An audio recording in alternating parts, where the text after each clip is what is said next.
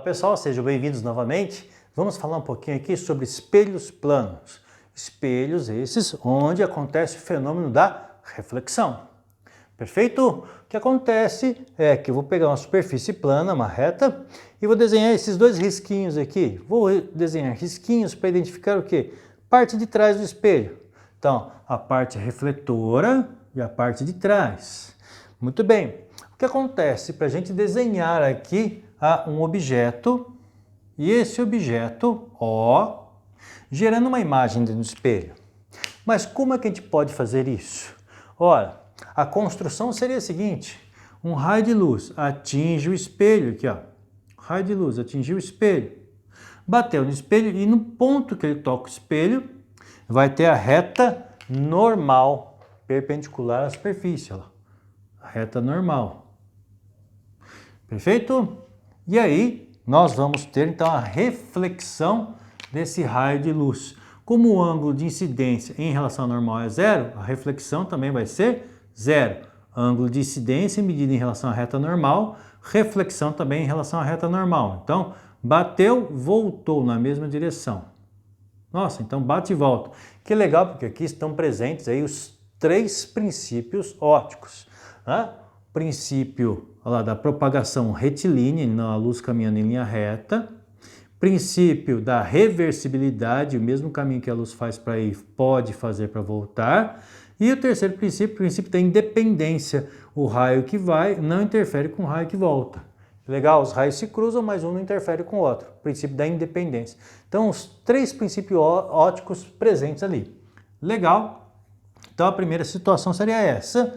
Mas eu vou desenhar um outro raio de luz. Então, o ambiente iluminado iluminou esse objeto. Um raio de luz refletido do objeto foi em direção ao espelho nessa direção. Um outro raio de luz caminhou para cá. Ao caminhar nessa direção, aqui nós identificamos uma reta normal passando pelo ponto de incidência. Então, nós temos o ângulo I de incidência. Na reflexão, o ângulo de incidência é igual ao ângulo de reflexão. Então, vai estar aqui o raio refletido. Tá difícil desenhar esse raio, mas ele vai sair ainda hoje. Tá? Então, lá, raio refletido. E o ângulo de incidência é igual ao ângulo de reflexão. Poxa, mas o raio refletido aqui não encontrou o raio refletido aqui. Eu vou prolongar esses raios e vou identificar aqui uma posição. Que posição é essa? É a posição onde está se formando a imagem daquele objeto. Então a imagem se forma dentro do espelho. Puxa, é uma imagem essa que eu vou chamá-la do quê? Dentro do espelho, virtual. Ora, muitas vezes fala-se aqui eu tenho um ponto, objeto real na frente do espelho. Formou aqui um ponto, imagem virtual dentro do espelho. Tá? Quando se forma dentro do espelho, ou ainda quando se forma pelo prolongamento dos raios, a gente diz que é uma imagem virtual. Eu não posso pegá-la, certo? Não podemos pegá-la. Perfeito? Essa imagem tem mais um detalhe. Ela é conhecida também como uma imagem, ela é uma imagem, olha que nome bonito, enantiomorfa. Enantiomorfa. Por quê? Ela tem simetria reversa.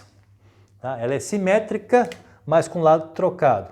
Então, ela é simetria reversa. Não inversa, mas reversa. De lado trocado. Quer dizer, quando eu levanto a mão direita para o espelho levanta para a minha mão esquerda. Legal? Se o teu espelho levantar a mão direita, também está com algum problema, alguma coisa está errada. A não ser que seja reflexo do reflexo. Mas, você levantou a mão direita, o teu espelho plano vai levantar a mão esquerda. Então ele tem simetria, ele é igualzinho ao teu objeto, igual a você, só com o lado trocado. Perfeito? Então isso a gente chama de enantiomorfa. Que mais nós podemos dizer aqui? O espelho plano ele possui umas propriedades muito legais, né? Dentre elas, dizer o quê? Poxa, a distância do objeto até o espelho é igual à distância da imagem até o espelho. Mesma distância. Então, se eu estiver a 1 metro do espelho, a imagem vai estar a 1 metro dentro do espelho, projetada, projetada ou conjugada dentro do espelho a 1 metro de distância da superfície do espelho.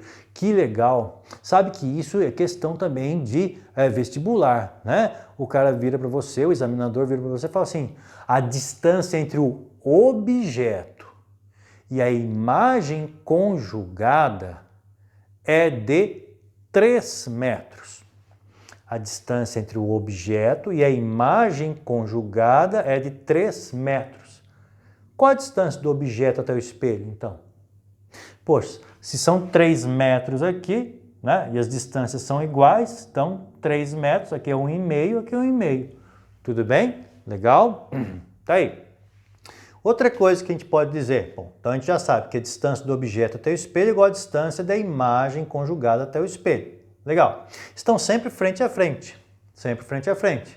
Né? Beleza? Então o objeto nessa posição, a imagem vai se formar na direção do objeto, frente a frente. Perfeito? Tá? Ora, mas aí você fala assim, tem algumas outras propriedades que nós podemos estudar no que diz respeito aí à formação das imagens em espelhos?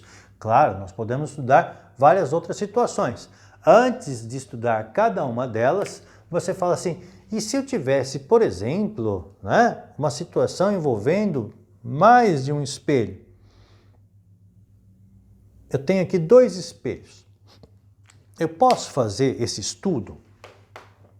Não só pode, como ele vai acontecer, né? Você diz aqui, poxa, ó, tem um raio de luz que caminhava aqui.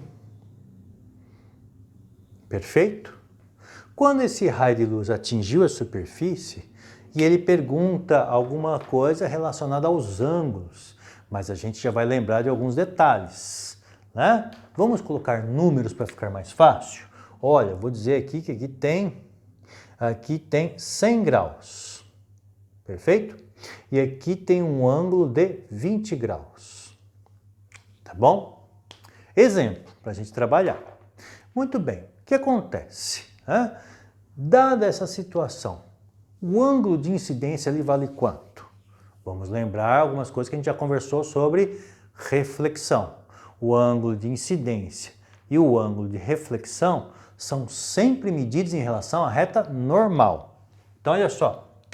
A reta normal é uma reta imaginária perpendicular à superfície do espelho ou da superfície refletora. Tá, então, o ângulo de incidência aqui é quanto? Se tudo aqui, ó, entre o espelho e a reta normal é 90 graus, aqui tem 20, então sobrou 70. Certo? Sempre, ó, perpendicularismo. A reta normal é sempre perpendicular à superfície. Então, 90 graus aqui, 90 graus aqui. 90 graus. Se aqui tudo é 90 graus, tira 20, ficou 70. Então, opa, o raio de luz incidente aqui está sobre um ângulo de incidência de 70 graus. Vai refletir com que ângulo? Também vai refletir com ângulo de 70 graus. Então, vai vir... Opa, mudar a cor aqui. Tá? Vai refletir com o mesmo ângulo. O ângulo de reflexão é sempre igual ao ângulo de incidência. Então, aqui tem 70 graus, ângulo de reflexão.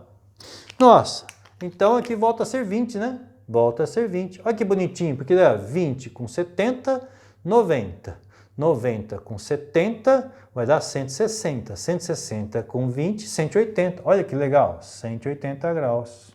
Que belezinha, certo? Bom, agora a gente vem para uma segunda etapa. Vou mudar de cor aqui para a gente poder visualizar. Se aqui é 100 graus, formou um triângulo, olha. 100 graus, aqui é 20 graus, 120. Para um total 180, aqui são 60 graus. Certo? 120 para um total interno do triângulo que é 180, com 60 graus. Mas esse 60 graus é ângulo de incidência? De novo, não, né? O ângulo de incidência é medido sempre em relação à reta normal, olha lá. Então eu tenho uma outra normal aqui. Eu tenho uma normal N1 com espelho 1 e uma normal N2 com espelho 2. Ah, então o ângulo de incidência aqui vai ser quanto? Se aqui é 60 para 90, falta 30. Então aqui é o ângulo de incidência. Poxa, então o ângulo de reflexão tem que ser igual. Eu vou ter aqui, ó, a bola, né? Bateu a bola, ricocheteou. Bateu a bola, ricocheteou. Então, eu vou ter aqui um ângulo de reflexão também de 30 graus. Perfeito? A parte externa, aqui vai ser quanto? De 90 já tenho 30, falta então aqui 60. Que bonitinho, ó. 60 com 30, 90.